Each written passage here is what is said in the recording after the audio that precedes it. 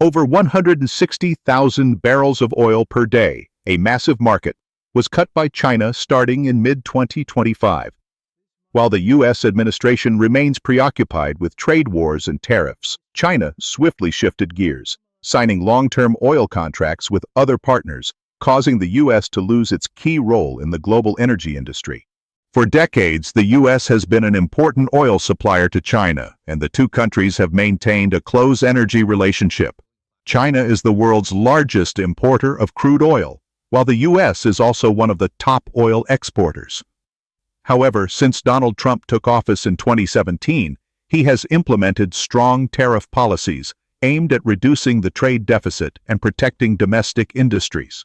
Part of this strategy was imposing tariffs on Chinese goods. In mid-2025, China, the world's largest oil importer, decided to sharply reduce its crude oil imports from the U.S., from 160,000 barrels per day to nearly zero. This resulted from China imposing a 10% tariff on U.S. crude oil without any prior warning or official announcement. This caused a massive shock to the U.S. energy industry. At the same time, China quickly shifted to long-term oil contracts with countries like Russia, Iran, Saudi Arabia, and the UAE. This not only helped China reduce its reliance on the U.S., but also promoted the use of the renminbi in international oil transactions. With these moves, China has weakened the strength of the U.S. dollar and applied significant pressure on the U.S., forcing the country to face global challenges it had never imagined before. The shift in China's energy strategy, with the reduction of dependence on U.S. oil and the pivot towards partners like Russia, Iran, and Saudi Arabia, has had a far-reaching impact on the global energy sector. China, previously the largest U.S. oil import market, used to import about 160,000 barrels of crude oil per day from the U.S., equivalent to $8 billion in annual revenue for the U.S. oil industry. However, in 2025, China sharply reduced its crude oil imports from the U.S. after imposing a 10% tariff on U.S. oil, a move that not only caused significant damage to U.S. energy companies, but also weakened the U.S. economy as a whole. With this pivot, China has signed long-term oil contracts with countries like Russia, Iran, and Saudi Arabia, partners not dependent on the U.S. Meanwhile, India, one of the fastest-growing economies in the world, has also begun to decrease its reliance on U.S. oil. The shift to using the renminbi instead of the USD in international oil transactions is a clear sign of the dollar's decline in the global energy market. This is a huge shock to the U.S., as the USD was previously the dominant currency in energy transactions, accounting for around 60% of global oil trade. Forecasts in the coming years show this shift will continue, as countries, especially in Asia, like China and India, continue to reduce dependence on the U.S. and build independent energy systems. China's pivot to new partners is not just about replacing a source of oil. China has signed long-term oil contracts with Russia, Saudi Arabia, Iran, and the UAE, countries not dependent on the U.S. This shift not only helps China reduce its reliance on the U.S., but also promotes the use of the renminbi in international oil transactions, weakening the role of the USD. China is creating an independent trade system, no longer dependent on the rules established by the U.S., thereby reducing America's influence in global energy markets. Meanwhile, countries like Iran and India have begun to follow China's lead, signing oil contracts with these countries instead of the U.S. Iran, despite being under U.S. sanctions, has found ways to export oil to China through covert channels. China's pivot to new partners is not just about replacing a source of oil. China has signed long-term oil contracts with Russia, Saudi Arabia, Iran, and the UAE, countries not dependent on the U.S. This shift not only helps China reduce its reliance on the U.S., but also promotes the use of the renminbi in international oil transactions, weakening the role of the USD. China is creating an independent trade system, no longer dependent on the rules established by the U.S., thereby reducing America's influence in global energy markets. Meanwhile, countries like Iran and India have begun to follow China's lead, signing oil contracts with these countries instead of the U.S. Iran, despite being under U.S. sanctions, has found ways to export oil to China through covert channels. Here, in 2025, China imported around 1.7 million barrels per day from Iran, 10 times the amount they used to import from the U.S. This shift has made the U.S. no longer the only country capable of controlling oil prices and supplying oil to the world. Other countries, especially in Asia and the Middle East, are now replacing the U.S. as the new energy hubs. Canada and Mexico have quickly seized the opportunity as the U.S. loses its leadership in the energy sector. With its vast oil and gas resources, Canada has increased its oil exports to markets no longer reliant on the U.S., particularly in Asia and Europe. This strategic pivot not only helps Canada reduce its dependence on the U.S., but also strengthens economic relations with emerging countries like China, India, and EU member states. In fact, Canada's oil exports to countries outside the U.S. increased by 23% in 2025, largely thanks to this shift. Mexico is also part of this trend. With its favorable geographical position, Mexico has strengthened relations with major energy players like Saudi Arabia, Iran, and other countries in the Asia and Middle East regions to ensure they are not dependent on the U.S. market. Like Canada, Mexico is expanding its oil exports to these regions, which not only boosts export growth, but also mitigates the impact of U.S. tariff policies on their energy sector. The U.S. losing its dominance in the global energy sector has created a major opportunity for Canada and Mexico. These countries are not only deepening their cooperation with new partners, but also strengthening their domestic economies by reducing reliance on the U.S. and seeking new, promising markets. Losing a major oil-consuming market like China has placed significant strain on the U.S. energy industry. The export infrastructure, including ports, refineries, and pipelines, is now left unused. The U.S. has invested over $10 billion into these infrastructures, but now they have become a financial burden with no customers. U.S. energy companies, especially large corporations like ExxonMobil and Chevron, are facing declining revenue and profits, while the loss of the Chinese market has significantly weakened their financial strength. Moreover, the loss of a key role in international oil trade has also weakened the strength of the USD. As China and other countries, particularly Russia and Iran, begin to sign oil contracts in renminbi, the U.S. is not just losing a market, but also losing global financial influence. According to a report by the Federal Reserve, China's shift to using the renminbi in energy transactions has caused the USD to lose 5% of its value against other currencies in 2025, leading to a major shock to the U.S. economy. Imagine this. Trade politics have become so cutthroat that something as basic as an electrical switch, something we've always taken for granted, could be at risk of being turned off at any moment. This isn't a movie plot. It's the reality unfolding between the U.S. and Canada in the spring of 2025.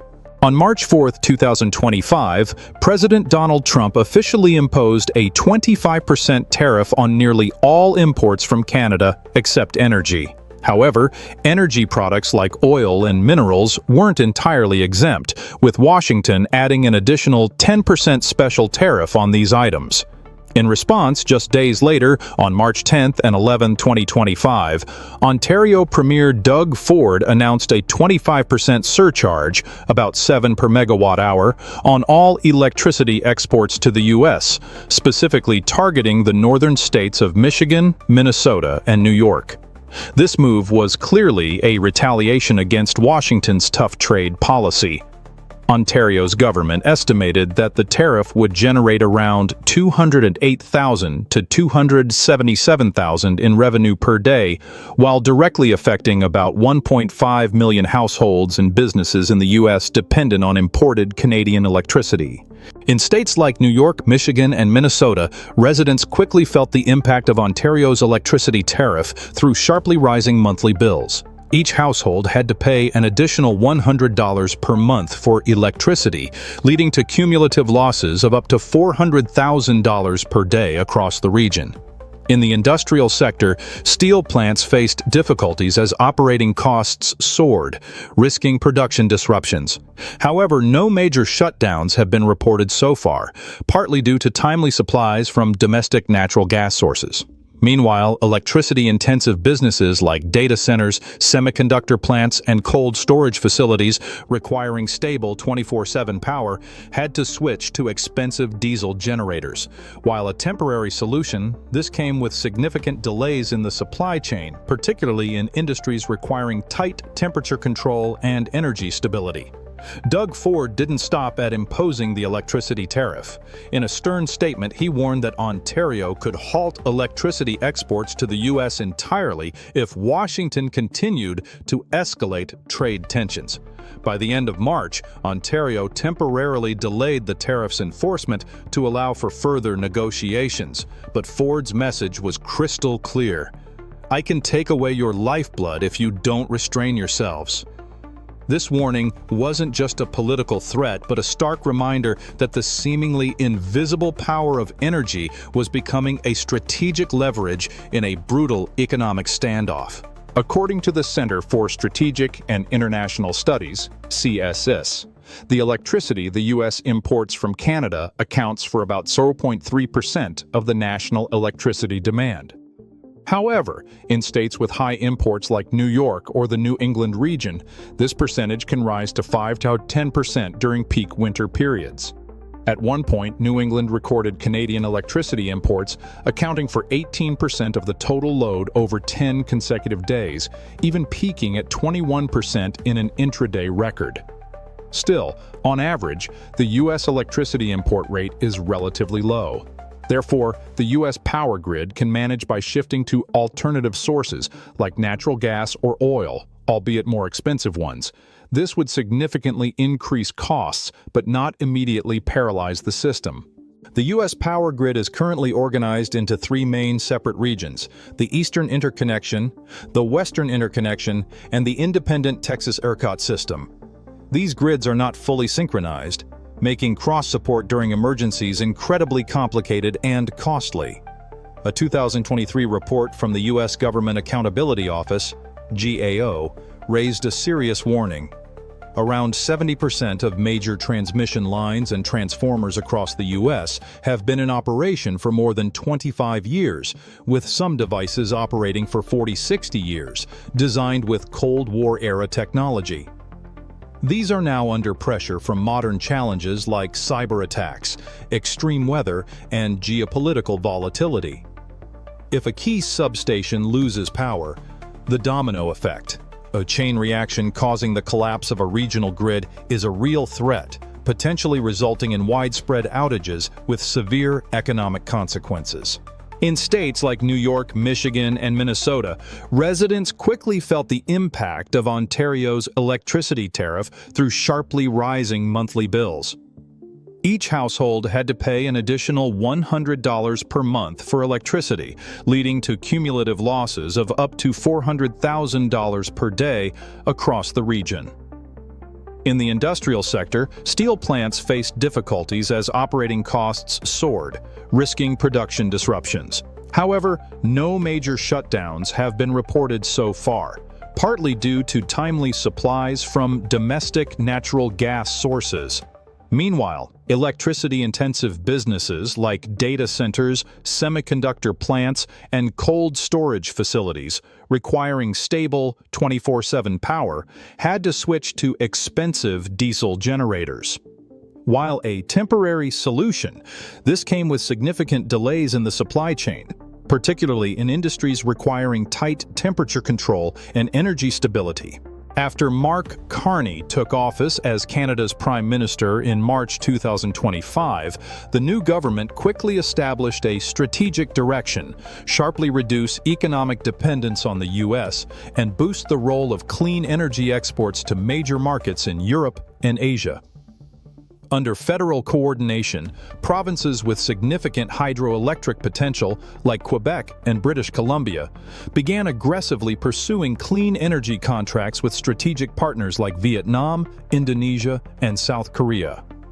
These agreements not only strengthened Canada's position as a global energy partner, but also projected the image of a stable, sustainable, and politically risk-free energy supplier, particularly attractive in today's unpredictable global landscape. The clearest result was the shift in investment flows toward Canada. A major German car manufacturer, which had planned to expand its factory in South Carolina, U.S., decided to temporarily halt the project and seriously consider Ontario instead, attracted by the promise of cheap, clean, stable electricity and a more transparent political environment. This is a clear sign of a global capital shift toward energy security and policy reliability. If Ontario moves further and halts electricity exports entirely to the U.S., the northeastern U.S. states will face a surge in electricity prices. While the direct dependence on Canadian electricity in states like Michigan is relatively low, below 0.5% according to official statistics, the ripple effects from this disruption could spread through the supply chain. The Michigan Public Service Commission has warned that this disconnect could severely affect the reliability of the regional grid, especially during high-demand periods like summer or winter. In such a scenario, with Canadian imports cut off, the U.S. energy system would have to revert to fossil fuels like natural gas and diesel. While this is a temporary solution, it directly contradicts the country's climate goals, not only raising CO2 emissions but also spiking air pollution in industrial and urban areas. This situation places the U.S. in a tough spot. Either continue to uphold tough trade policies or face the consequences in energy, the environment, and global credibility in green transition commitments. The biggest danger in the current energy trade crisis isn't just the risk of blackouts, but a deeper level, the collapse of trust in the stability and reliability of the U.S. market. To global investors, the U.S. was once seen as the ultimate safe haven, a place with a transparent legal system, abundant energy, and a stable investment environment. But as they witness a superpower caught between America first political declarations and internal flaws like deteriorating infrastructure, energy dependency, and inconsistent policy responses, that trust is beginning to erode. Many investors have already begun shifting their portfolios and plans to Canada, which is seen as offering clearer energy policies, stronger sustainability commitments, and lower political risk. If the trade war drags on, the consequences won't stop at rising costs. They could lead to the partial collapse of the USMCA agreement and fracture the North American trade order that has been carefully built over decades. Businesses will be forced to adjust global supply chains, reallocate capital, and reassess the strategic position of the U.S. in a shifting geopolitical and energy world. Canada is gradually transforming from a country dependent on the U.S. market into a global energy hub with ambitious goals. With abundant, clean, and stable hydroelectric resources, along with proactive foreign trade policies, Canada has significantly expanded its energy export networks to Asia and the European Union, regions with high demand and strong commitments to green transition. Meanwhile, if the U.S. doesn't find a timely and comprehensive solution to its trade policy instability, outdated grid infrastructure, and fossil fuel dependency, it will face a severe weakening of its ability to attract long-term investment. Today we're diving into a strategic shift. Unfolding right before our eyes, Canada and Mexico are launching a multi-billion-dollar trade offensive aimed at bypassing the U.S., building the Northern Corridor valued at approximately $120 billion, a move that could shake up North American trade dynamics, a true revolution. On February 1, 2025, President Trump signed an executive order imposing nearly 25% tariffs on goods from Canada and Mexico, with oil and gas at 10%. A few days later, the U.S. added a 25% tariff on imported steel and aluminum, threatening to extend it to cars, chips, and pharmaceuticals. The response from Canada and Mexico was swift. Canada retaliated with a 25% countermeasure, while Mexico initially responded slowly, but eventually opened bilateral talks through the USMCA. On July 16, 2025, Mexico and Canada officially confirmed their strengthened cooperation. President Claudia Sheinbaum and Prime Minister Mark Carney agreed to add more bilateral mechanisms to counter new U.S. tariffs set to take effect on August 1st. The plan, now circulating under the name Northern Corridor, is estimated to be worth $120 billion. The goal is clear: create a trade route completely bypassing the U.S., including railways, ports, logistics, and a digital customs system based on blockchain to facilitate direct import and export between Canada and Mexico.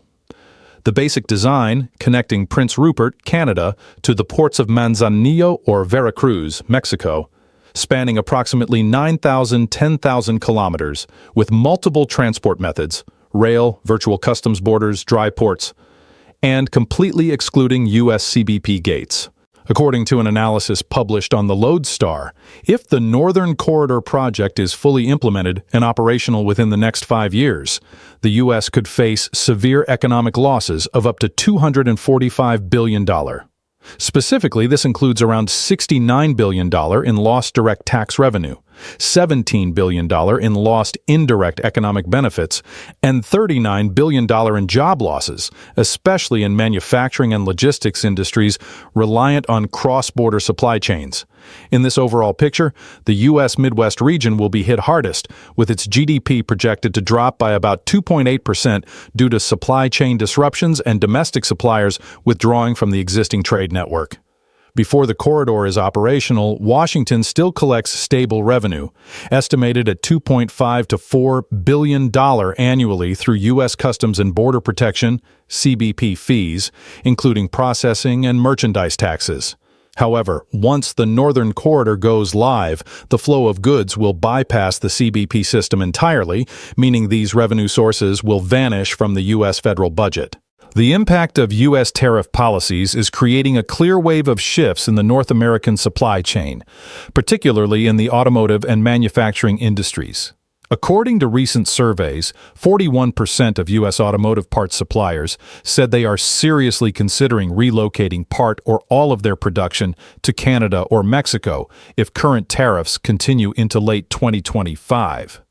This reflects deep concerns over rising costs and the instability of U.S. trade policies. A typical example is General Motors, GM, in Ontario, which had to halt its BrightDrop EV production line and lay off 1,200 workers. Of these, at least 500 may not be rehired until after October, as the plant is transitioning to produce next-gen batteries expected to roll out in 2026. One of the key strategic advantages of the Northern Corridor is its single-window digital system, based on blockchain technology, which allows Canada and Mexico to exchange customs data directly with each other, bypassing the U.S. Customs and Border Protection (CBP) system. This not only increases security and autonomy for both nations, but also causes the U.S. to lose a significant revenue source of about $1.26 billion annually, mainly from merchandise processing fees. In 2024, CBP processed about 38.4 million trade declarations, and being bypassed completely would cause this revenue to disappear from the federal budget. Beyond the financial aspect, operational efficiency is also a major advantage of the new system. A United Nations study shows that adopting an electronic single-window model can shorten customs clearance times from 3-5 days to under 24 hours, saving hours on each shipment and greatly increasing shipping efficiency across the entire transnational logistics chain. This is a powerful boost, not just technically, but politically against the traditional U.S.-controlled trade model. Canada and Mexico are heavily investing in infrastructure to make the Northern Corridor a reality, an independent trade route free from U.S. dependence. In 2025, the Canadian government proposed a $5 billion CAD fund named the Trade Diversification Corridor Fund to develop new logistics routes and reduce reliance on cross-border trade with the U.S. A large portion of this fund is allocated to upgrading the Prince Rupert port, which currently handles about 23 million tons of goods annually. This summer, Canada further invested $2.5 billion Canadian to expand infrastructure at the port, including a high-speed rail system and automated warehouses, aimed at speeding up goods flow through the Western Corridor. To the south, Mexico has officially approved a $1.6 billion investment package to upgrade key ports like Veracruz, Altamira, and Manzanillo, and accelerate the construction of the Sonora-Durango Superhighway, a strategic transport corridor linking the Pacific to Mexico's interior. Manzanillo Port is undergoing a large-scale renovation to double its handling capacity to 10 million TEUs annually, with completion expected by the end of 2025.